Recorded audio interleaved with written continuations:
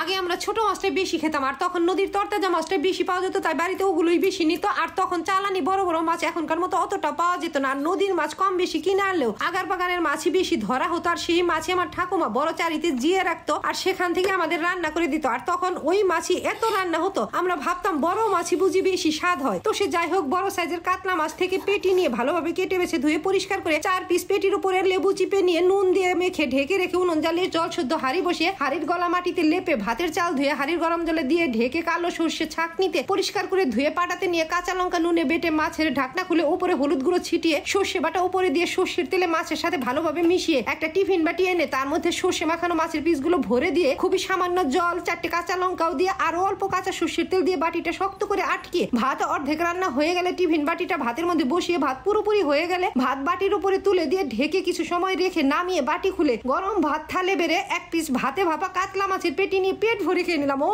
সেই স্বাদ।